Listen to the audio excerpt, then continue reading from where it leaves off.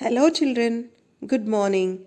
Here we'll start a new chapter Growing Up of Boys and Girls. At the end of this chapter, you'll be able to learn about the gender equality. So let's go. Being a boy or a girl is an important part of our one's identity.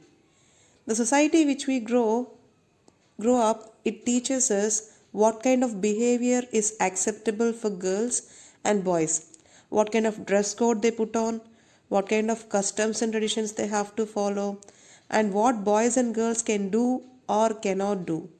We often grow up thinking that these things are exactly the same everywhere, right?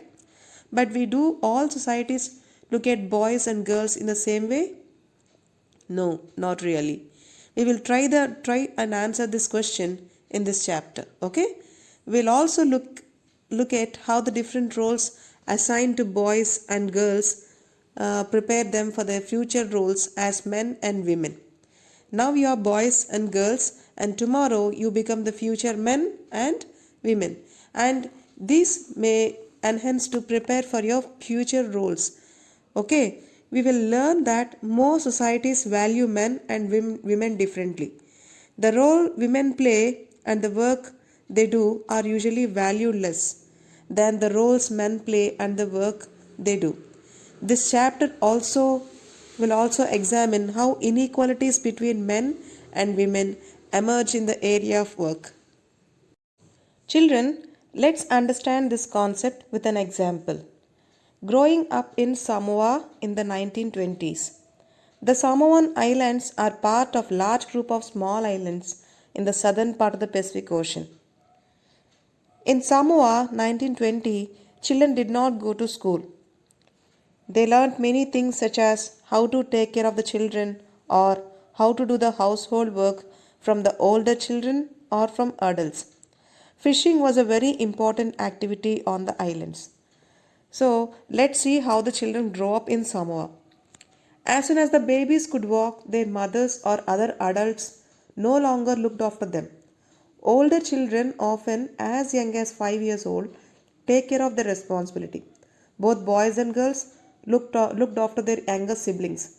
But by the time a boy was about 9 years old, he joined the older boys and learning outdoor jobs like fishing, planting coconuts.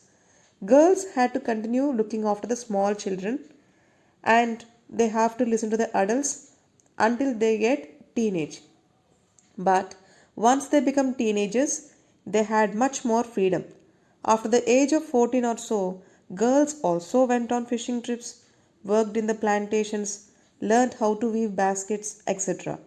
Cooking was done in special cooking houses where boys were supposed to do most of the work while girls helped with the preparations.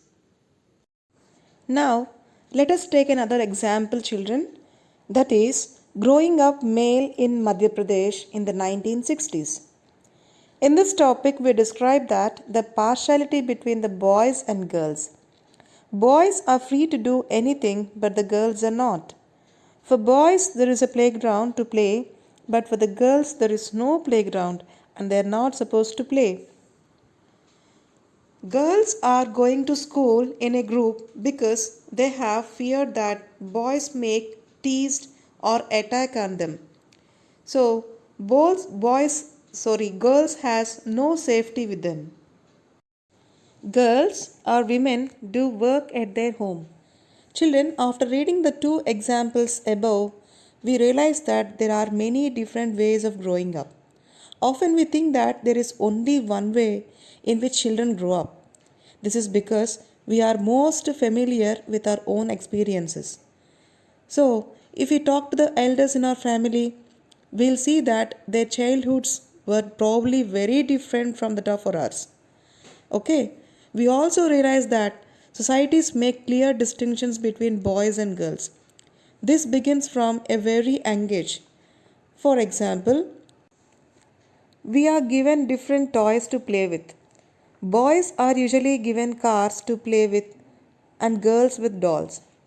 Both toys can be a lot of fun to play with. Why are girls then given dolls and boys cars? Toys become a way of telling children that they will have different futures when they become men and women. If we think about it, this difference is created in the smallest and most everyday things. How girls must dress, what games boys should play, how girls need to talk softly, or boys need to be tough.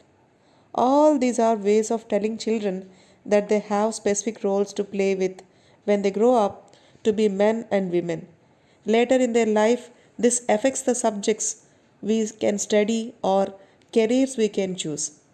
Children, in the most societies, including our own town, the roles of men and women play or the work they do are not valued equally. Men and women do not have the same status. So let's look at this concept in the next class, children. So thank you and have a nice day.